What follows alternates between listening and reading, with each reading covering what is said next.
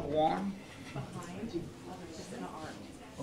So if you can just go on the end here, and then here in the middle, and do on the side. Yes. Excuse me, pardon me. All right. Oh, damn. We're having the height.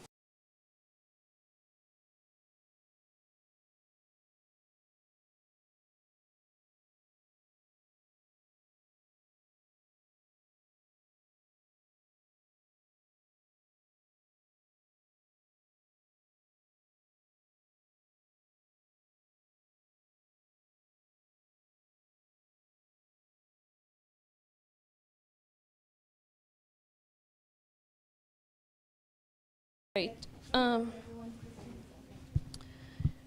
Should do I stand in front of here? I don't know. No, you're good, just right there. With this? I tell them they need to get a little measuring thing because this measure. happens.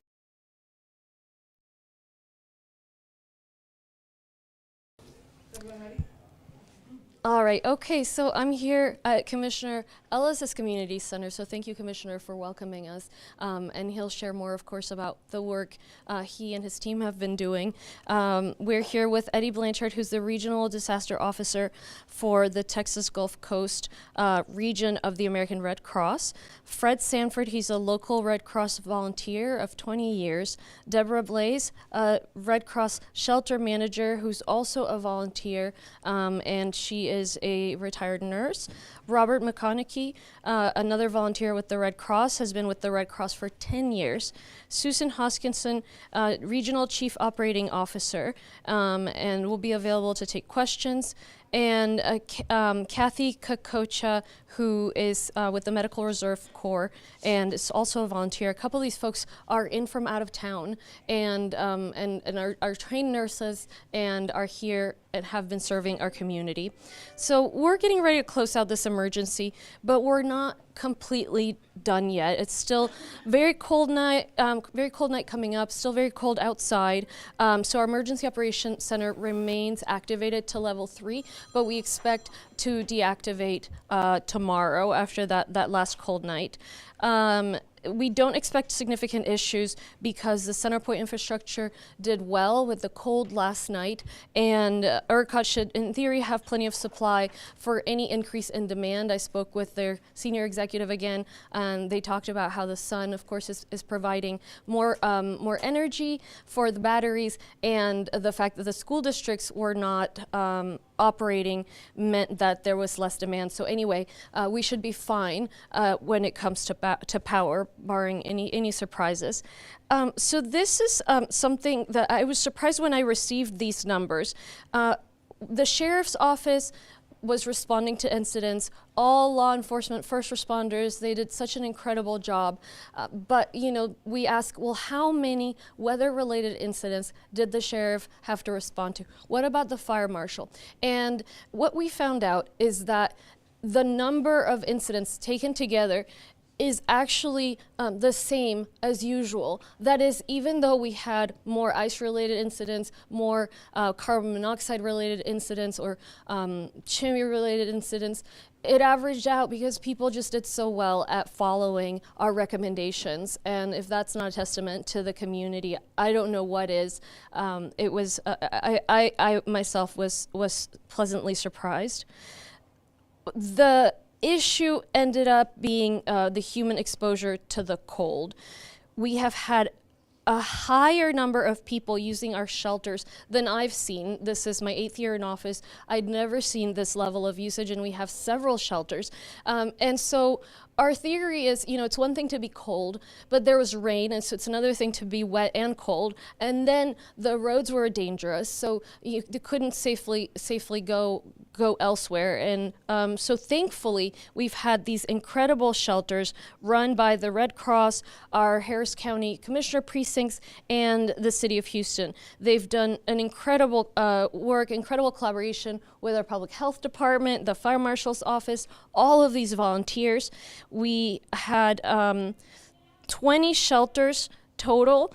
they're still open. 18 out of the 20 are overnight. 6 officially accept pets. The remaining ones do not accept pets, and then they remain open tonight because we have that cold weather coming again. So if you live within the boundaries of Harris County, you may call 311 if you need transportation to one of our shelters. The shelters will be demobilizing tomorrow, certainly the county-run ones, so that the community centers can go back to their usual programming, because constituents often depend on that. At the same time, our teams are working together so that everybody who is in one of those shelters has a place to be for the night after that, during the day, etc. We're going to make sure that nobody's left sort of stranded. Sometimes we make the assumption that these shelters are for folks who are normally homeless, and sure, there are homeless people here, but it's interesting to know that many of the folks in our shelters are folks who perhaps own their home, have had the home for generations, but the home is just not weatherized. Maybe they never have heating because it's normally not a big issue in our region. And so I just want people to know that no matter who is in the shelter, we are careful to run a good operation, a good collaborative operation, and just explain also who all is in the various shelters. There has been an ability, including in this shelter, to serve medically vulnerable folks. So the several nurses here have responded to medically vulnerable folks. In fact, we have received individuals who have been discharged from the hospital, didn't have a warm place to go, and so they've come here to the wonderful help from the staff and the volunteers. On the topic of collaboration, I want to take the opportunity to thank you all, again, all our volunteers, the staff with the Red Cross. Thank you so much. And everybody who has contributed to faring well during this emergency, every first responder, every member of the emergency management team, the folks who've been taking care of the buildings here. I mean, it has just been an enormous team effort, and so I want to acknowledge that. I also want to thank residents. People obviously listen to our warnings.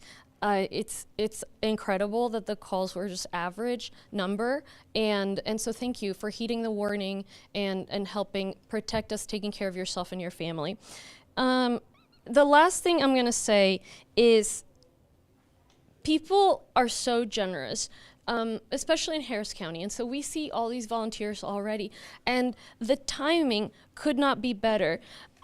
We have set up, alongside Volunteer Houston and other agencies, Harris County has set up a system to accept volunteers who are available to be called, say, during a hurricane or another weather emergency. And so we have a goal of registering 5,000 volunteers. So that way, people are not scrambling to figure out how to find volunteer opportunities after a disaster strike. So if you would like to volunteer, and they will pair you with the Red Cross, with various organizations, whoever needs the help at that time, check volunteerhouston.org, volunteerhouston.org.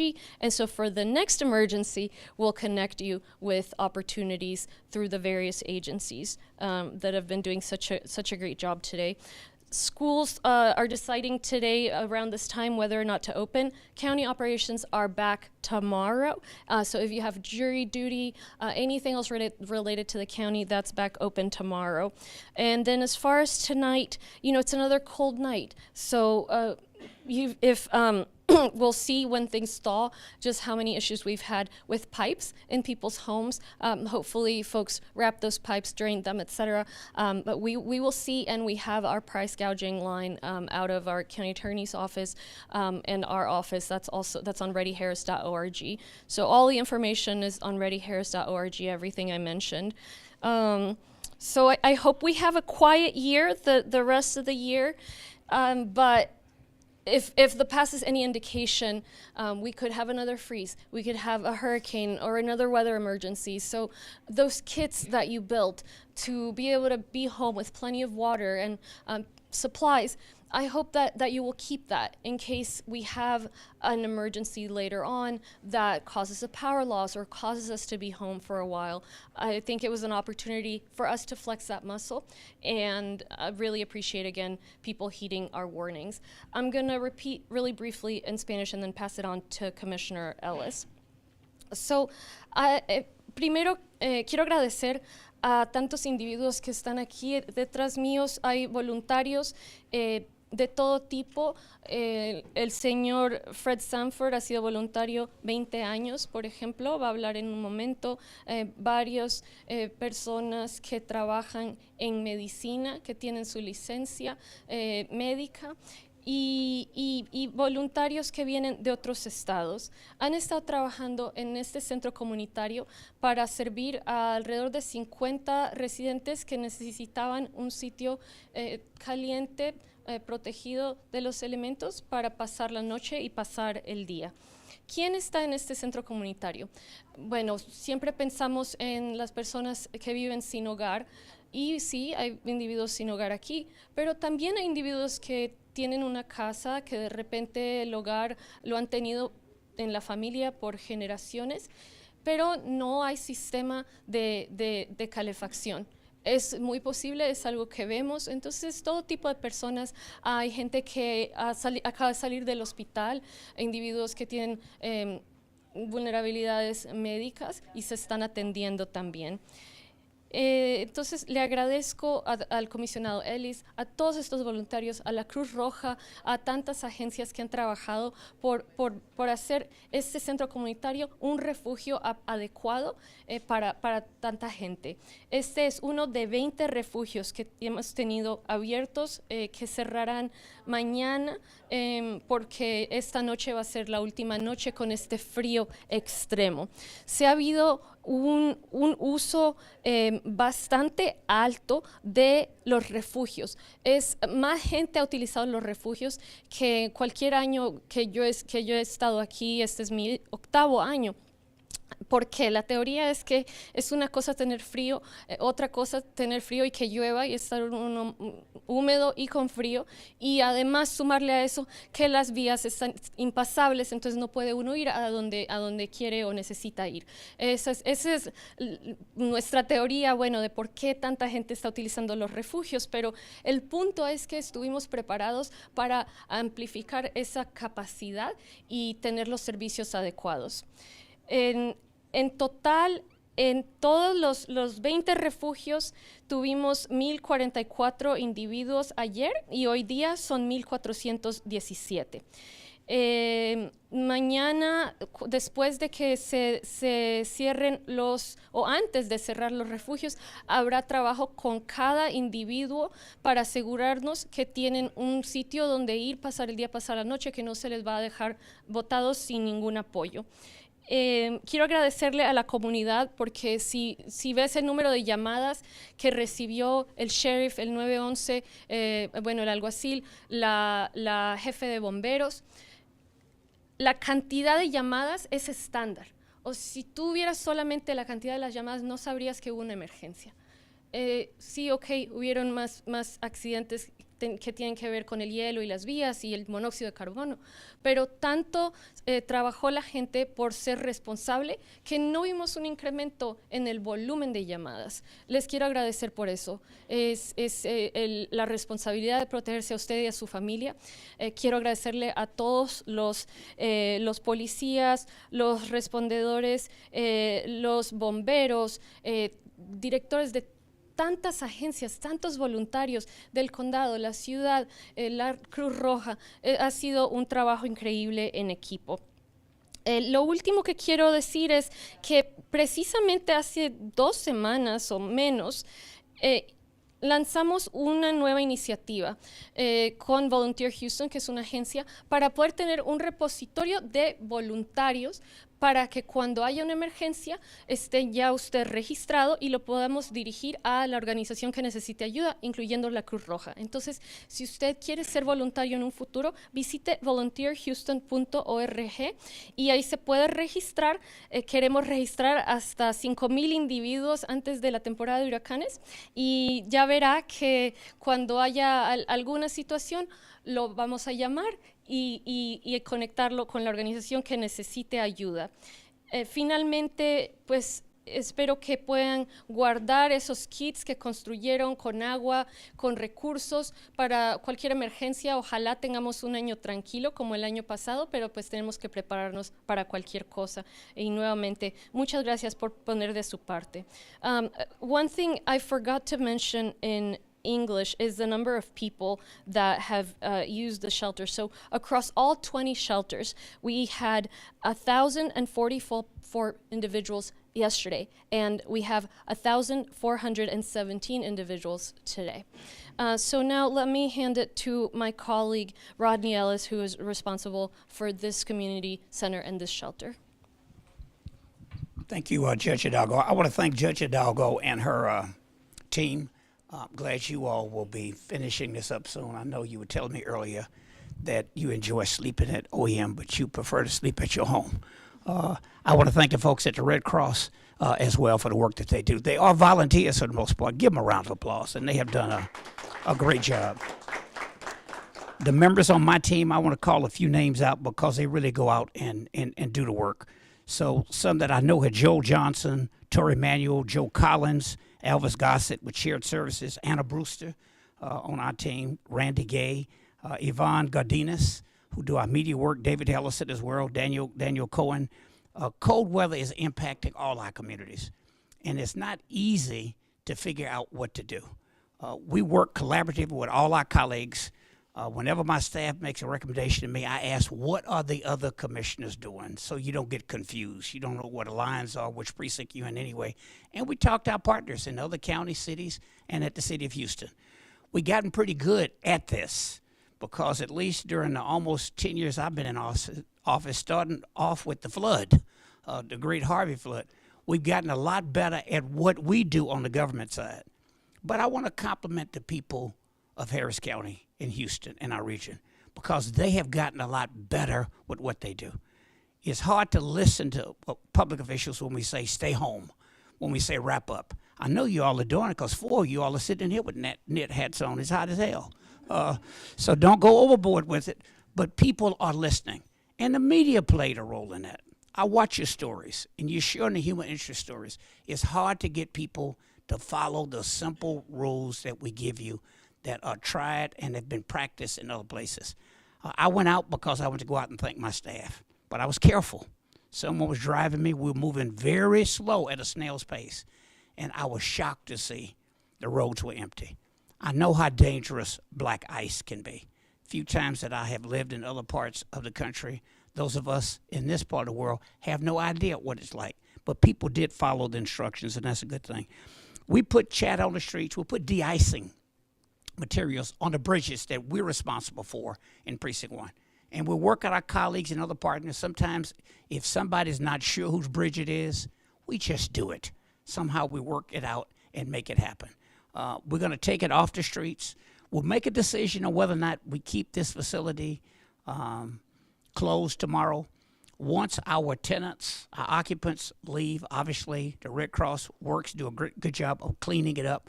But we try to figure out what the school districts are doing. This is a pretty busy center. It'll hold about 80 people to sleep here. I think we've had someone in the neighborhood of 40 or 50 who have come in. It's right in the heart of a neighborhood. There are city facilities nearby as well. But look, we did a good job of pulling together. We're not out of the woods yet. If there's still some water on the streets, there'll be a freeze again tonight. Here's how our drainage works. I didn't notice till I was a county commissioner. Because it's hard to put the money in the infrastructure to have the proper drainage we ought to have. The normal drainage in many neighborhoods in the city of Houston works this way. Drive your car by, knock it on the curb. It won't go away automatically. And because you did what you were supposed to do and didn't go out, it didn't get all knocked on the curb. Also for unincorporated Harris County, my precinct, We have old drainage systems. So if there's water standing somewhere today and it freezes tonight, that may be black ice tomorrow morning. So just be careful until we get out of it. This is a lot better than what we had last year. This time last year we had snow. And we don't have a snowplow at the county, don't have one at the city that belong to the government. We have to borrow them from the private sector, but we're getting better at it. So I just want to thank people for listening. Keep listening. Protect yourselves. Protect your family. Read a good book. It's okay to break the New Year's resolution and then go back to exercising. The parks will be open in a couple of days. Thank you. With that, I'll turn it back over to you, Judge. Thank you. Thank you so much, Commissioner, to you and your team. We'll now hear from Eddie Blanchard, the Regional Disaster Officer with the American Red Cross. Thank you. Thank you, Judge and Commissioner. I just want to echo the point that this is a community approach. This is not one single organization or group coming together to help our neighbors. It takes everyone. So thank you to everyone that supported these shelters, these warming centers, from the start when we started seeing the forecasting to the next couple of days. It's going to take a couple of days to get things back in order, like the Commissioner mentioned. We're committed to working not just to make these responses easier, but better for all. So I just want to echo the judge and the commissioner on volunteering, your agency of choice. It doesn't have to be with one specific agency. It can be many. And these agencies all play a critical role in these responses. And that's why when you showed up to a shelter, you had a meal. You had something to drink. You had a cot to sleep on and a blanket. So thank you to all the organizations. Thank you to local government for stepping in and supporting. We look forward to continued work around the response space, but also planning. Thank you. Thank you. Thank you so much. And so we'll have a local volunteer speak now, Fred Sanford, and we have other volunteers here. So if you guys are comfortable, maybe to just mention your name and how long you've been volunteering and what you do, perhaps. But you don't have to. So let me start with Mr. Sanford, and then you can see which of your colleagues would like to just mention who they are, because they're wonderful, and I want them to get the credit. Thank you, Judge. And good afternoon to everyone else. My name is Fred Sanford. I am a local volunteer and have been volunteering with the American Red Cross for in excess of 20 years. This is not my first rodeo, I guess is the proper term I can use here in Texas. We have responded to many events all over the country, but there is nothing like responding to an event in your own home and helping the citizens of the neighbors. And that's what we've done with this response. And we feel real good that a lot of the responders have been local folks, but we had some gaps, and of course we had some volunteers that did come and help us, and they flew in to help us. So if I can, Judge, I just would like to just identify those folks. To my left, extreme left, is Deb. We call her affectionately Miss Deb. She is our shelter manager, and she has been quite the leader that we needed here because we had some real severe kinds of cases that came to us from some hospitals, and we didn't make any exceptions to receiving those clients into our care, and we will not make that. And then we have Deborah. Would you like to say anything or not? I just thank you for the opportunity to the Red Cross to come and serve you guys, give back what was given to me. And I've been in Houston, this is my second time, and I love the folks down in Texas. You guys are great. From Milwaukee. This is a heat wave for you, right? Yeah, I'm from Fresno, it's still cold there. And of course, our communications manager, Vanessa, who many of you in the press know because she's always, wherever we're responding, she's there giving you our stories and our stats. So Vanessa, thank you for being here. You've met Eddie. You've met Eddie, and of course our nurse. The nurse is here. Pardon? That's Kathy. Kathy. Nurse from the Kathy. Woodlands. Yes, Oh, in yes. Nigeria. by way of that Nigeria. And of course, Robert, we affectionately call Bob, worked out. Bob worked last night. He was on the night shift, and he was up to help handle some issues because we had expanded capacity that we needed to get ready for because we had additional clients to come this morning. And of course, this is our Red Cross chapter COO, Susan Hawkinson. And Susan, would you care to make any comments on behalf of the region? I just want to say welcome to our shelter here. We look forward to taking care of all of our clients throughout this disaster and anything else that might come our way. Thank you. Thanks. And then finally, last but not least, is another volunteer that has come to us to help. And he has been Mr. Everything, from serving the foods to helping with the registration. And I don't know when the man sleeps because he's always up when I'm up. And so we want to say thank you for being present for our clients here and our neighbors in Houston. And so, Judge, with that, I just want to say that what we all are asking for now, the judge mentioned Volunteer Houston and other agencies. Please continue to volunteer. And of course, I'm going to do a shameless plug for the agency that I'm representing, the American Red Cross. We are always looking for volunteers, and we'd like to be prepared for the next event. And unfortunately, there will be another event. We don't know what it'll be, but we would like to have you join us now so that we can give you some preparations so that the next time that the event comes, we'll be ready even more than now. This is a great facility, and we want to say thank you for making it possible for us to utilize this facility, but we need the volunteers to help run it. And with that, I'll turn it back over to the judge. Thank you. Thank you. Thank you. Thank you, Mr. Sanford. Yes, and another round of applause.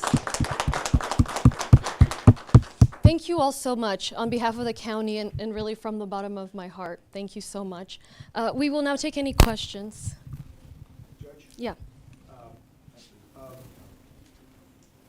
Do you have any opinions on the civil rights lawsuit that's been filed looking to extend the early voting period by at least a couple of days and potentially push back the 18th runoff election so everyone can get in and vote? Yes, so I've been totally consumed, obviously, by the emergency. But I am aware that there's an election going on for folks in the 18th Congressional District. For those out of town, so they got cut a couple days of voting yesterday and today. So I'm for it, of course. I'm for additional days, whichever way people vote. I think it's important for them to have access to participation, and we'll just see how the courts decide. But I sure hope we succeed. One more, if I may. In the past, we've seen you in close communications with Mayor John Whitmire of Houston, but throughout the weekend, is there any reason why the two of you have not held your usual winter press conference, winter preparedness press conferences? Has Whitmire been invited to the recent weather press conferences at Transtar? Yes. I'm afraid it's sort of more of the same. I agree that the briefings should be joint. Certainly when it's impassable, okay. But the first briefing we had before the event started, when we have other events, it's important to be on the same page, have the same message. So of course, we invited his office to our press conference, and in fact, we said, you pick the time, and we will make it happen at that time. So I can only speak for my side, but you know what? I'm happy that the community gets information.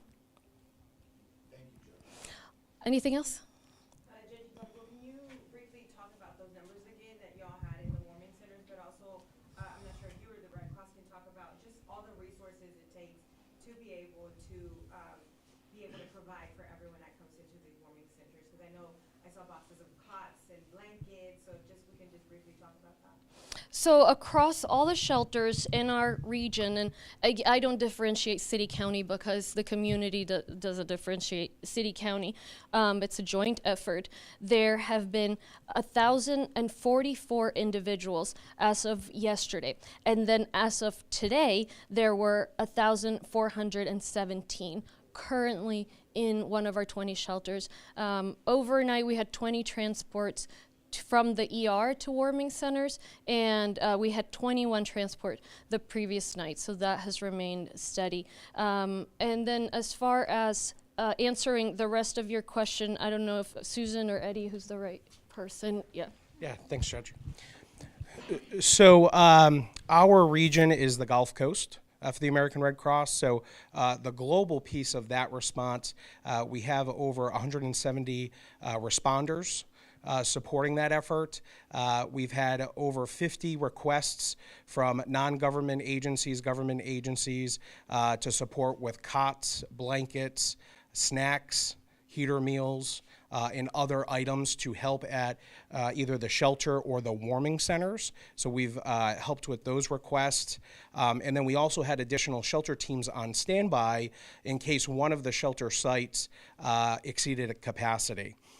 We started preparing for this last Wednesday in close coordination with our government partners, and we've been in lockstep with that, and we'll also remain in lockstep for the demobilization phase, and we should be hopefully wrapped up with the centers and equipment by Friday. Thank you.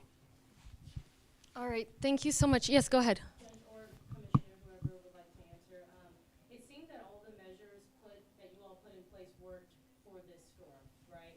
Like you mentioned, you didn't have too many incidents, but are there any other long-term solutions being discussed to better protect residents during extreme cold weather in the future? And if so, can you share that? Thank you. Yeah, it's a team effort. So all of us were really concerned about the power. 2021 was traumatizing, I think, for everybody who was here, and so I spoke with the senior executives at ERCOT and at Centerpoint, and what I shared to the public is what it was, is, you know, are we likely to lose power? No. Is it possible? Yes. And why did I say it's not likely? Why did I feel comfortable saying that? Because there has been increased generation on the part of ERCOT, and there has been increased weatherization on the part of Centerpoint, and quicker response times. So that's one part. Of course, all of us can always improve, make additional improvements. On the part of government, the shelters are a great testament to the improvements. I mean, to give you one example, when I first started this job, we had this issue with the pets, because people, they're not going to part with their pets. And so I said, well, do we accept pets at any of the shelters? And the answer was, well, we can't because this and that. Now, you know, a large percentage of the shelters have figured out how to accept the pets. So that's a small example, but this success story is a result of practice and after action reports and collaboration. And then other than that, you know, we're always improving our information on Ready Harris to make sure the road information is as clear as possible. As you can see there, every incident, we're better prepared because we collaborate more closely with the state, more closely with the agencies. Emergency response, all about collaboration, all about those relationships.